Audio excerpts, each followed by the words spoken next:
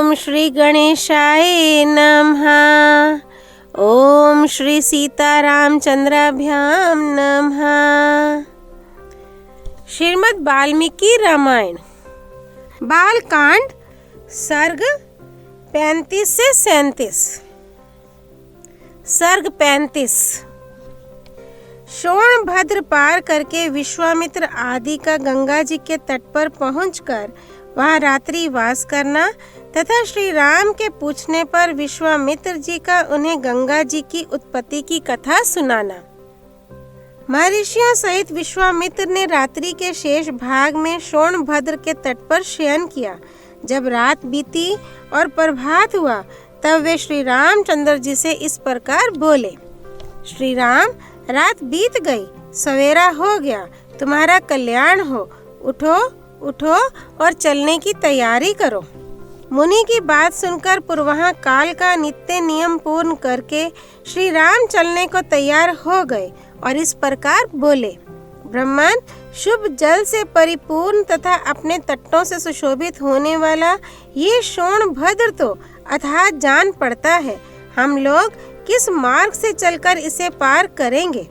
श्री राम के ऐसा कहने पर विश्वामित्र बोले, जिस मार्ग से महर्षि गण सोनभद्र को पार करते हैं उसका मैंने पहले से ही निश्चय कर रखा है।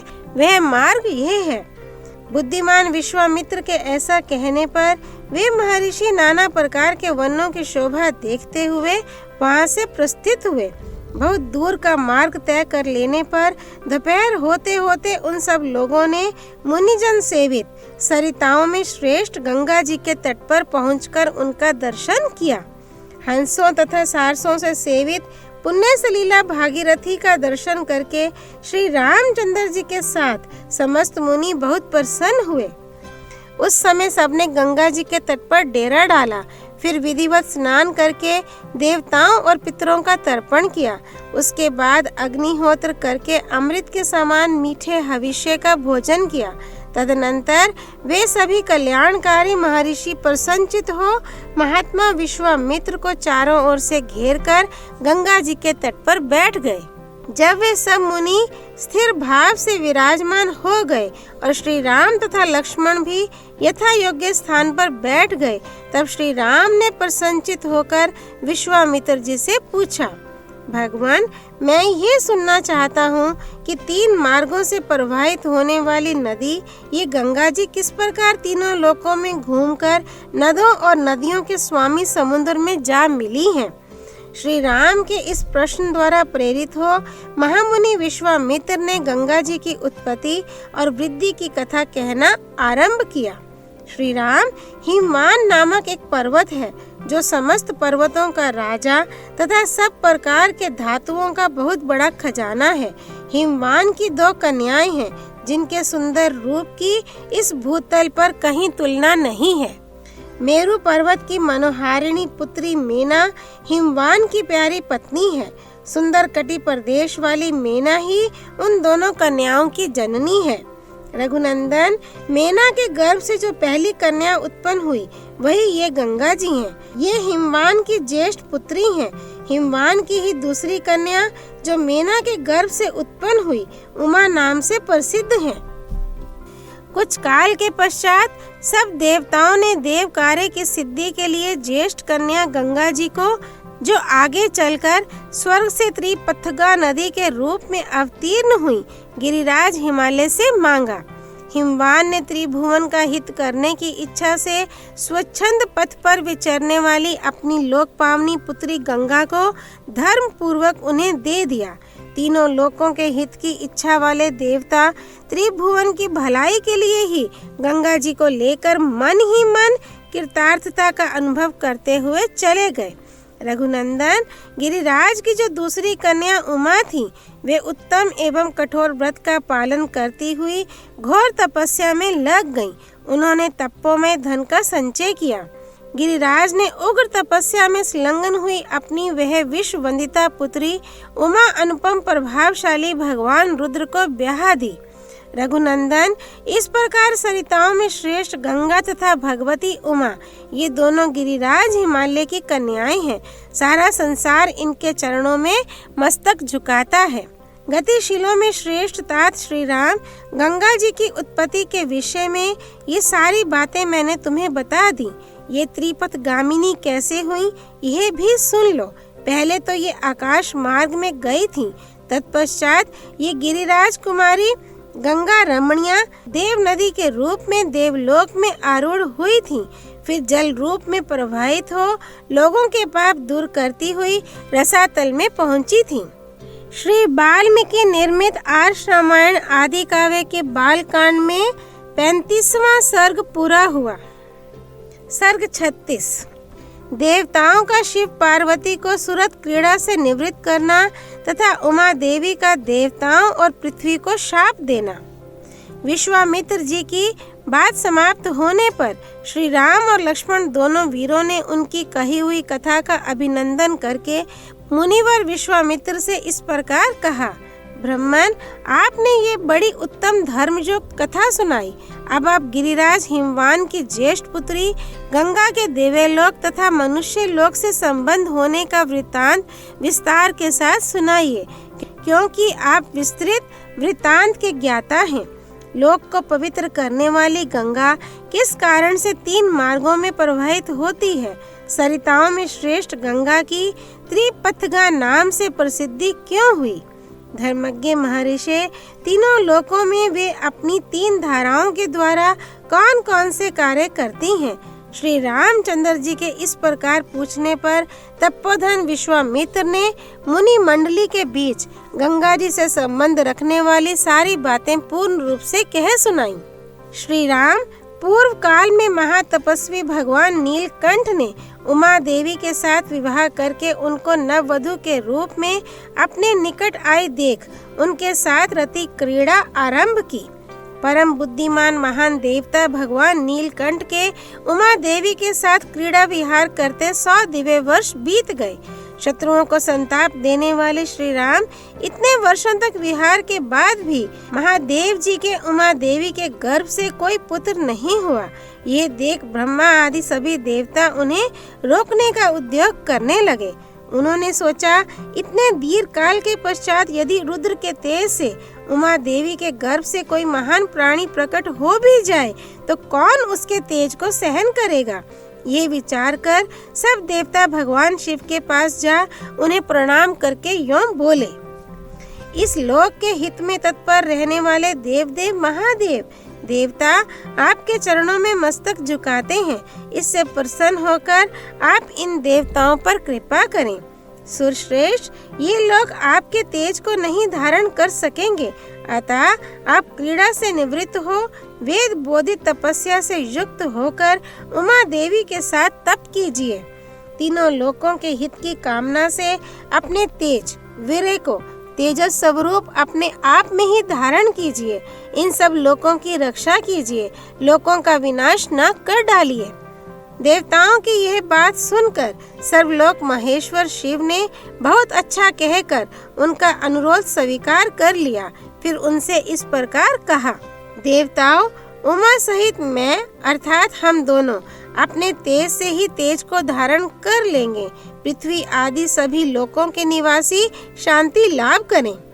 किंतु सुरश्रेष्ठ गण, यदि मेरा ये सर्वोत्तम तेज वीर्य शुद्ध होकर अपने स्थान से स्खलित हो जाए तो उसे कौन धारण करेगा, ये मुझे बताओ। उनके ऐसा कहने पर देवताओं ने वृषभध्वज भगवान शिव से कहा, भगवान, आज आपका जो तेज शुद्ध होकर गिरेगा उसे ये पृथ्वी देवी धारण करेगी।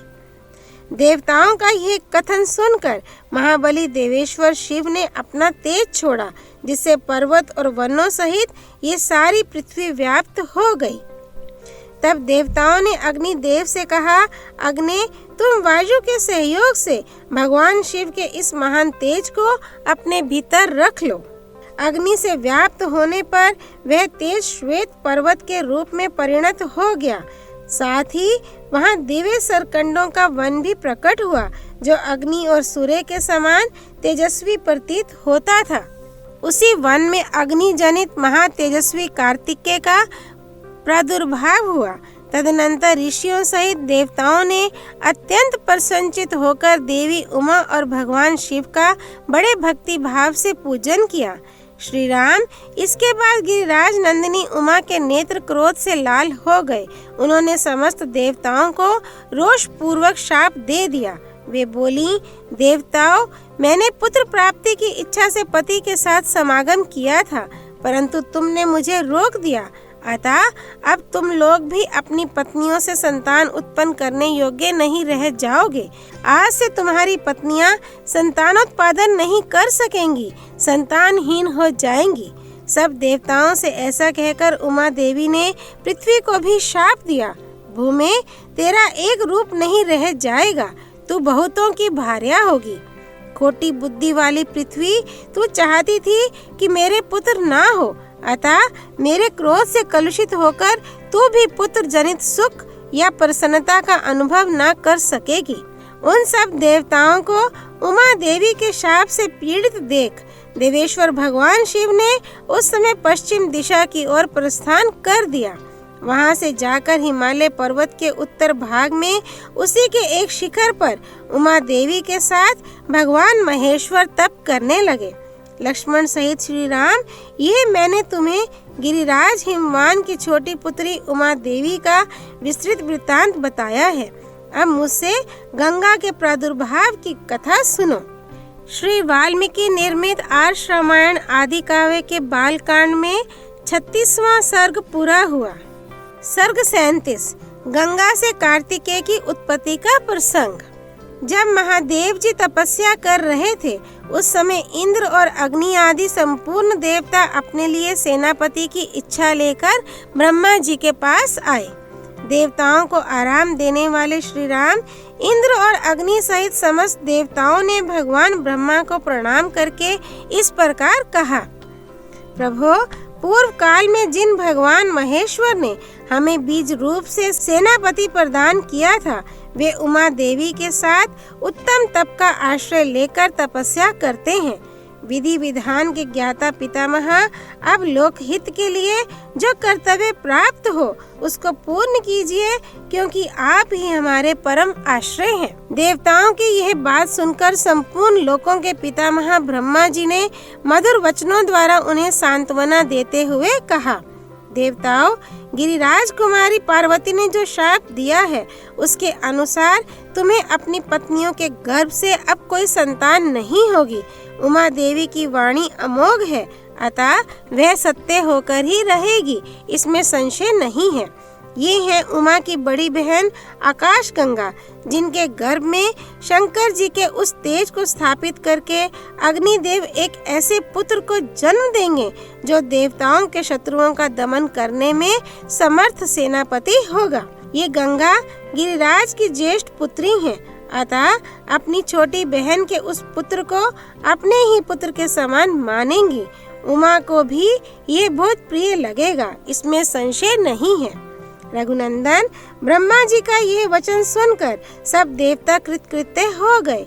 उन्होंने ब्रह्मा जी को प्रणाम करके उनका पूजन किया। श्री राम विविध धातुओं से अलंकृत उत्तम कैलाश पर्वत पर जाकर उन संपूर्ण देवताओं ने अग्निदेव को पुत्र उत्पन्न करने के कार्य में नियुक्त किया।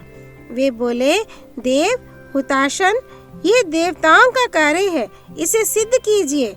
भगवान रुद्र के उस महान तेज को अब आप गंगा जी में स्थापित कर दीजिए।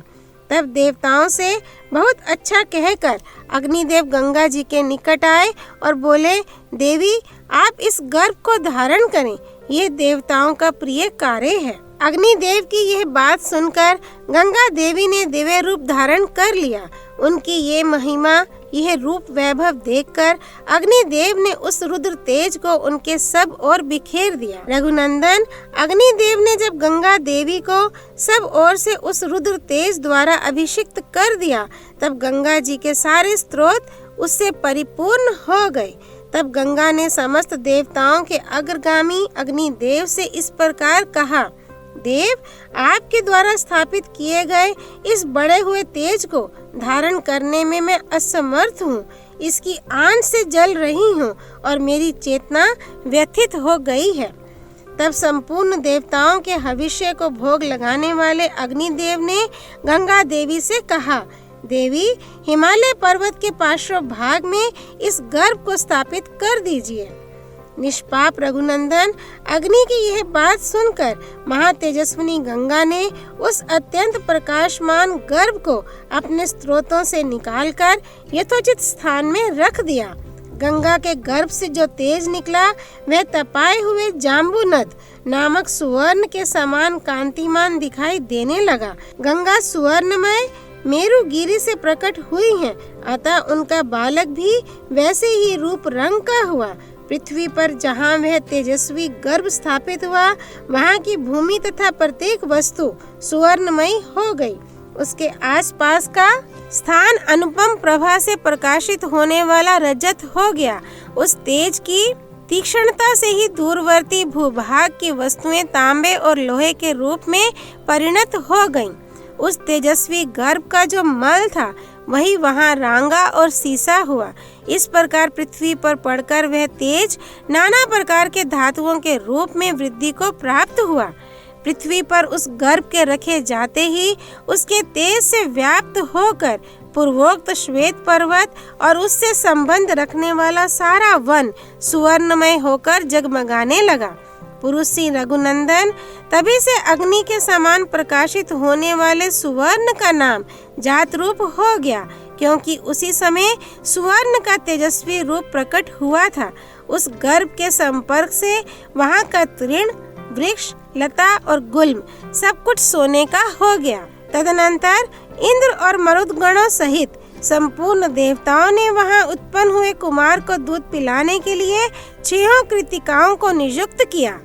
तब उन कृतिकाओं ने ये हम सबका पुत्र हो ऐसी उत्तम शर्त रखकर और इस बात का निश्चित विश्वास लेकर उस नवजात बालक को अपना दूध प्रदान किया।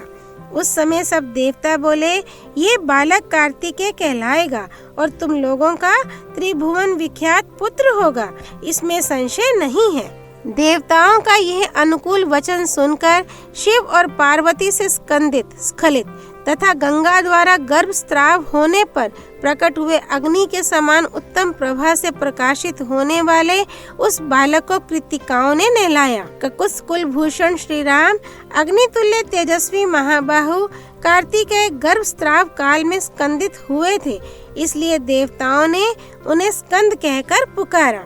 तदनंतर कृतिकाओं के स्तनों में परम उत्तम दूध प्रकट हुआ।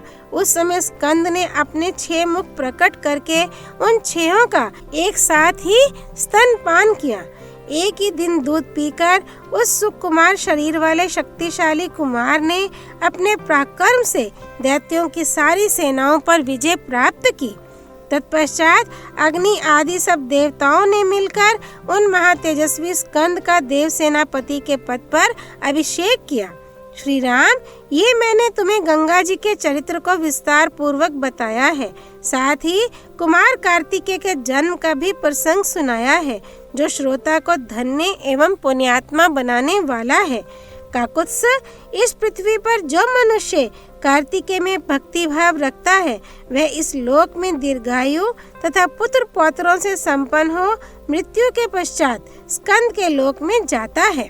श्री वाल्मीकि निर्मित आर्ष रामायण आदि काव्य के बाल कांड में 37वां सर्ग पूरा हुआ। सियापति रामचंद्र की जय। राम भक्त श्री हनुमान जी की जय। राम जन्मभूमि अयोध्यापुरी धाम की जय। सरयू नदी की जय। माँ गौरीपति भगवान शिव शंकर की जय। गंगा मैया की जय। शिव पार्वती नंदन भगवान स्कंद कुमार की जय। श्रीमद् रामायण की जय। महर्षि वाल्मीकि मुनि की जय। श्री हरि अर्पणमस्तु।